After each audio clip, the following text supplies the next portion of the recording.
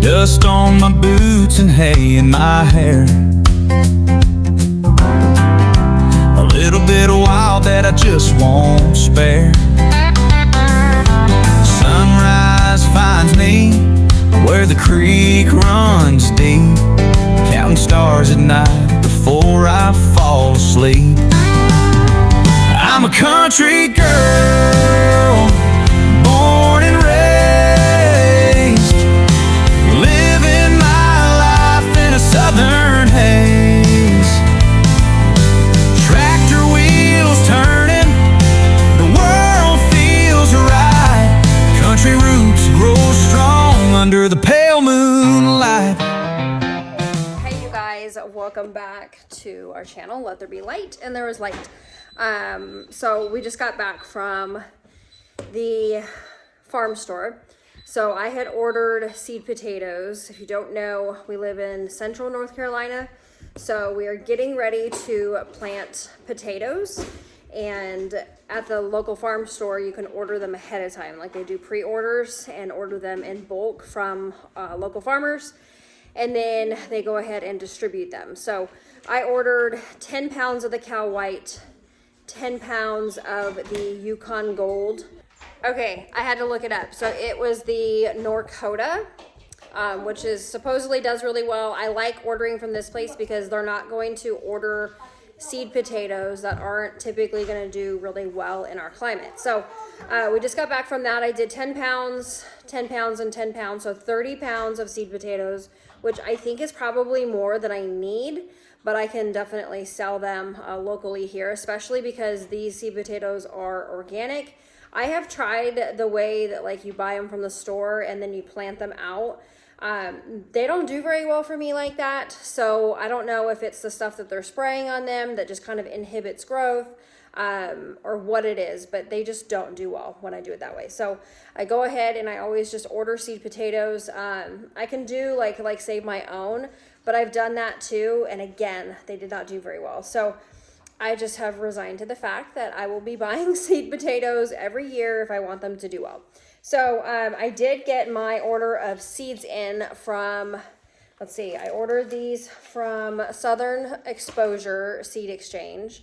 And then I have another box that came in from Botanical Interests, which I really like ordering from them. I have these ones that I picked up from Lowe's. These are the organic, just the fairy morse, which is a pretty common for a few herbs that I got. I got peppermint, cilantro, sweet basil, and Genovese basil. So I definitely needed some of those. I'm not specific when it comes to the organic because I'm going to be growing them organically, and I'm not concerned as far as the GMOs because seeds that we have access to, they're not going to allow us to have access to GMO like crops. So that's not a concern. So if you are sourcing seeds this year, don't worry about the whole GMO thing. I think there's only one thing that they came out with, and it was some sort of like purple tomato or something last year. Do you guys remember that? Anyways, if you remember, let me know if I'm right on that or if I'm wrong on that. But I'm going to sit down here and kind of go through which seeds that I got and kind of share with you why I picked them. I didn't need a whole lot just because this is like a definite perk to this, like seed saving from the produce that we've gotten throughout last year. And then even the year before that, I have not really needed to buy as much seeds. So that is a benefit to seed saving. Typically, like when I first got into gardening, like on a larger scale, I think my seed order was like $400 to $500 because I was just like getting everything basically. But now because I seed save, it's like I would say it's like $250. I've probably spent about $250 between the seed potatoes today, which was like $100, and then the other ones were like $150 so far. So far I've been doing pretty good. It's a lot cheaper than $400 to $500, and that did not include potatoes. So anyways, I'll sit down and kind of share with you what I got and why I'm growing it. Okay, so these are the ones that I have gotten from the Southern Exposure Seed Exchange. It's literally only 6 packets. So this one is the Sugar Ann Snap Pea, And I really like these. It's a dwarf. They don't get like too crazy tall, which is good because the trellis that I have is only like, I think it's only like 3 feet tall. So these ones I like because they're not like stringy, and they literally have like that crunch, and it's not like a chewy, rubbery kind of texture. So I really, really like the sugar and snap peas. I'm going to be growing those this year. And then the other one that I will be growing, let's do our peppers here. So the peppers, I chose this lipstick pepper, which I am going to, it's kind of like a little bit of a longer, and it's like pointy at the bottom. I can show a picture right here too. But I do like this one. It's a sweet pepper, which is nice. I will be growing like 9 plants of like the bell peppers, which the Big Bertha is one that I really like to grow because it just gets nice and big and green. You like the Big Bertha too, don't you? So, geez, over here. And then I will be growing these 9 lipstick peppers. And then I grabbed them, I'll get them out of the truck, but I will be doing some spicy peppers too. So one of the spicy peppers that I'm going to be doing is this Carolina cayenne hot pepper. So these ones are your typical cayenne pepper. I do want to make, and this one is like a nematode resistant, so it has some level of like a disease resistance, which is nice.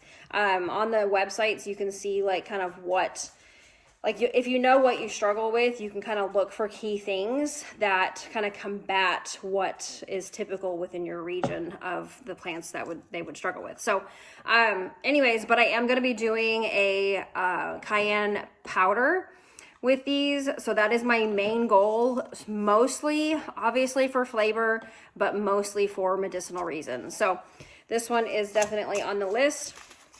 And then let's get into the cucumbers. So this one is the Ashley cucumber, and this one did really good last year. Like, it's really good for slicing. I'm not going to be doing a lot of pickles. I still have a bunch of pickles. So really my main goal for this was to do a lot of like fresh eating and slicing. So we go through a lot. This says that it has disease resistant plants that are ideal for hot, humid areas. Hello, North Carolina. So it's highly productive, and this literally, like, the fruit on it is like 7 to 8 inches. So they're a nice, like, we can eat one of those just in one like snack or like sitting for lunch. So these did really, really good, like better than any other cucumbers that I had out in the garden last year. So I'm definitely doing that. Another favorite of ours, we just like the texture of it. It's really just kind of like your perfect cucumber that you would get from the grocery store, and that is the Marketmore 76. These have done really good. It says dependable, high yielding, 8-inch, bitter resistant, because if you don't pick them, if you wait too long, they can get a little bit bitter, especially in the summertime. So they have dark green fruits with white spines. So there are those little like white spines on them, but they just kind of brush off, which is nice. So that's definitely on the list. And then this one's a new one to me. I've never done this one. It's a Shintakewa. I don't know how you say that. Shintakewa. So this one doesn't have a lot of information on the front of it, but it seemed very similar to the Marketmore. You can kind of see it's very similar. It's an Asian variety. So I just figure I like to grow new things and kind of see maybe which one performs the best and kind of do a comparison this year. So that's it for the Southern Exposure Seed Exchange. That's it for that one. And then I'm going to show you guys the botanical interest, and then I'll also get the ones out of the truck that we picked up from the farm store. You really just can't take me anywhere during garden season. Okay, so G just said that's true. Like, literally, it can't take me anywhere. He said during garden season, you're always picking up seeds. And that's very true. And I'm not even, sorry, not sorry. So, okay, so these are the other seeds that I got from botanical interest. So Okay. And I like to keep my packing slips together because then I remember, like in case I lose the actual packet, I can kind of reference this back when I input all the different varieties on my garden planner.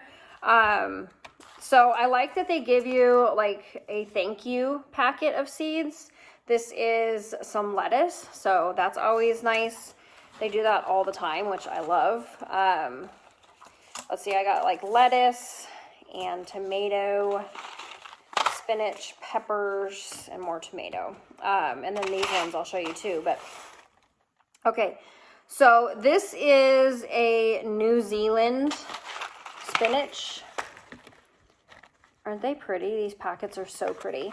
So this is heat tolerant, which I was looking for because spinach is one of those like cool season crops that it definitely goes to bolt like really quick once it starts to warm up a little bit, and we have warmer like spring and definitely hot summers. So I definitely wanted to, it says that you can enjoy it all summer long.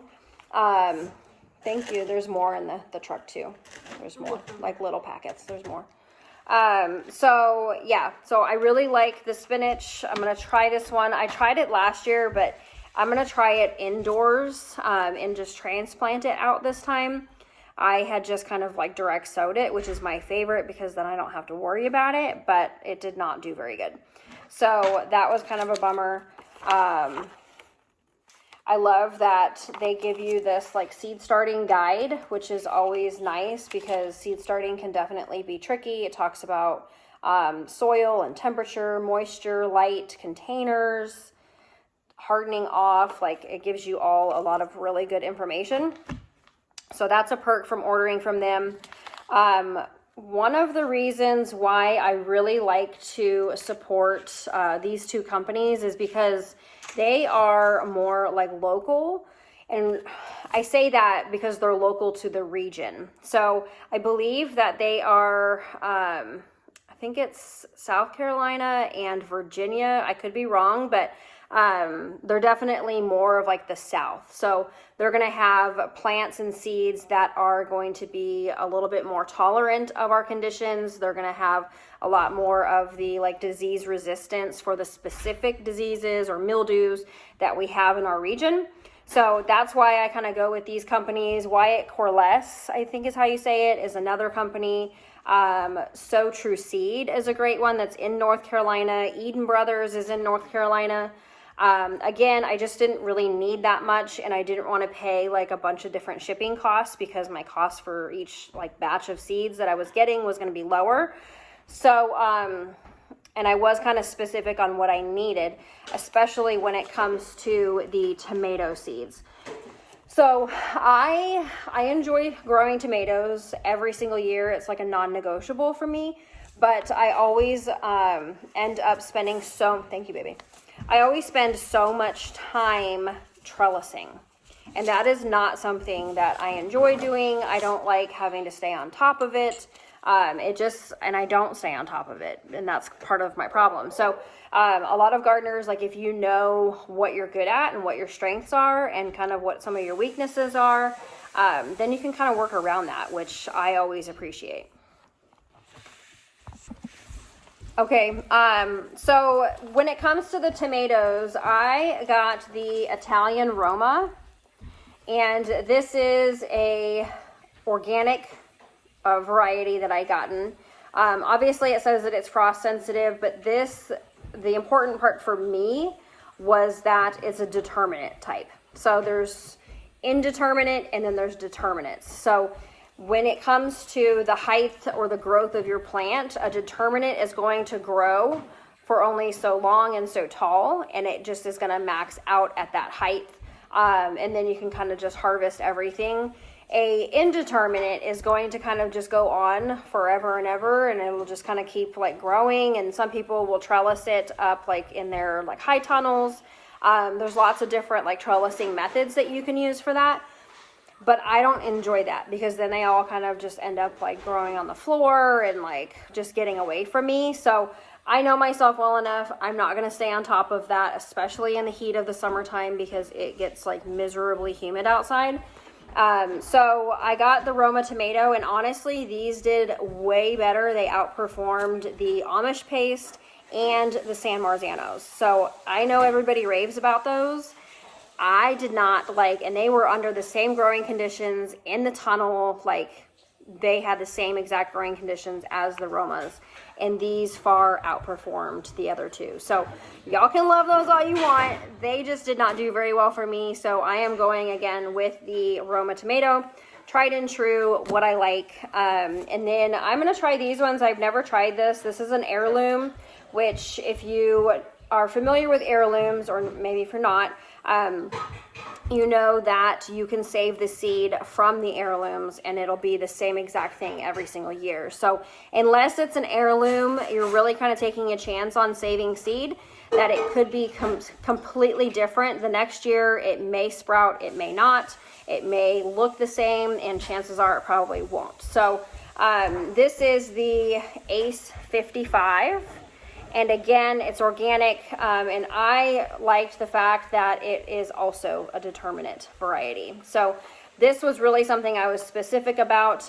These are both really good for like if you're doing canning. So they're like a great like paste tomato type thing, like spaghetti sauces and pizza sauce or ketchup, those types of things. These are really going to be good for that.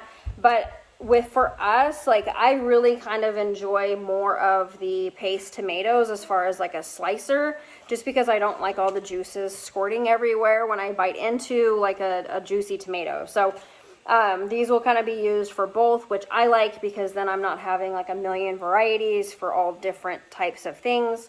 You know, if I can can them all, I'll can them, and then if I want to eat some of them fresh, I'll do that too. So really like those ones, super excited about that. And then we have the lettuce. So I have the butter crunch here, and then this one is the little gem. So the little gem, it says that you can sow it early from spring through fall, which is nice. Like there's a lot of lettuces that you can get that are going to be great for spring. There's some that are great for summer, some that are great for fall. But I like that this one is kind of like an all-in-one, that it's going to be great through all the different seasons. So that's really nice. And it's going to be like a little mini romaine, which I love romaine lettuce, especially for salads. The other kind of lettuce that I love is the butter crunch. So this is your typical butter crunch that you would get from the stores. Nice green leafy, like kind of like a thicker leaf. I don't really like iceberg very much. And I don't like the purple lettuces, and I don't really like how thin that those are. So this is like a really nice hearty and compact lettuce head. It's an heirloom. This one is also an heirloom. But this one you can do spring through fall as well, which is again something that I really appreciate. And it's bolt resistant. So that's another key thing that I like to look for, is the bolt resistance and being able to sow it in multiple seasons. That to me is key, because I don't like to have like a million different kinds if I can just simplify it to one kind that I'm planting. These are on my peppers. So I have the early jalapeno pepper. So this is just your classic jalapeno. Again, it's organic, frost sensitive. So obviously I'm not putting it out right now. This is more of my warm season plants that I'll be sowing here soon. In March is when I'll be sowing all of those in the greenhouse. I like to make cowboy candy. I like to also eat these on like burgers and stuff. Troy cannot have jalapenos. Like it just rips his stomach up. And so I really like to have these just for my own, and then to add in like salsas and stuff. Cause I'll typically, like when I make salsas, I just make them super mild, but I can definitely add some of this in there as well. Cowboy candy, I love having on pizza. I like putting on like burgers, things like that too. So this is definitely going to be used for that. That is also an heirloom, so I can save the seed from those. And then this is a sweet pepper. It's called the candy cane chocolate cherry. So I'm super excited to plant this one. Candy cane stripes on a pepper with variegated leaves too. So there's like multicolor leaves. I just thought it would be a really fun thing to plant out, and added to our 9 sweet peppers that we'll be planting. So super pumped. Now these, I got 3 of these, and this is the Soil Builder Peas and Oats. It's a cover crop. So I really like being able to like put this down. I have not used a cover crop like this. So I'm super excited just to see like how well it does, how well it germinates within the soil. And I'm using this in place of like, what would happen is that I would be done with like a crop and then the bed would just sit vacant. And while that's fine, like it really is kind of losing some of that soil structure. So this is going to build that soil structure and add nutrition to the soil. So in between crops, or when I'm done for the season and don't really want to plant anything else, then that's when I will go through and plant this cover crop, peas and oats. So super excited. And I think one of these, I'll have to look at it a little bit better. So it fixes nitrogen and the condition of the topsoil, while the flowers attract bees and other beneficial insects. So the oats hold nitrogen, provide organic material, and suppress weeds. So this is a 1-inch seed depth, and it matures in 50 to 70 days. So yeah, so I'll basically leave this and then I'll tarp it when I'm done with it, and kind of just want it to kind of go back into the soil, leave the roots, leave everything, and just tarp the whole thing. So I plan on using one of these packets for my like 2-foot by 13-foot beds. So this really should be enough for that. I'll kind of test it out as the season goes on, but snap peas, sugar snap peas. This one is another one along with that what is it? The sugar Ann. This one is the sugar snap, which we like as well. We don't really like the green arrow, and there were some other ones that we tried that just aren't our favorites. They were just like really stringy and kind of tough to bite into, but these ones just crunched really good, and were just super juicy. So these ones we're going to be using, let's see, it doesn't say how tall it gets. Sows up to 24 feet, 3-inch pods. Oh yes, this is what I wanted. So climbing 6 to 8 feet, vines on poles or a trellis. So this is something that I wanted to do on one of my arched trellises over in the lower section of my garden. I really would like to do flowers, but I don't know. I just have a hard time because it's just not like, I know flowers have a use, but it just doesn't seem to be like a good use of like the space. I would rather, especially if it's not going to be like a pollinator friendly type vine or something like that flower, then I would definitely rather do something that's going to be edible and do it that way. So the next one, so that's it for the botanical interests. Okay, so I had heard, I wasn't going to get this one, but then I heard, who was it? One of the YouTube channels that I watch. It might be Roots and Refuge. And if you know, drop it down. But this is the Craig's Grande jalapeno. And I heard her saying that these ones get like massive, quite a bit bigger than the typical like early jalapeno. So I want to see, I don't think it says how big it gets. Anyways, she said that it gets huge. So I was like, you know what, like just for the novelty, and I love getting more bang for my buck, like, and getting the huge ones on the plant. The only thing I'm nervous about is if I don't trellis it, will it break the plants? So that we're gonna have to kind of see and test out. But the Craig's Grande jalapeno, heard amazing things about it, so I was like, okay, I'm gonna pick one up. And that's from Baker Creek Heirloom Seeds, which again, I love heirlooms. So this is the Nata Peno. So what I like about this, and I'm kind of wanting to test it out, is that, like I said, Troy said he can't do like the jalapenos.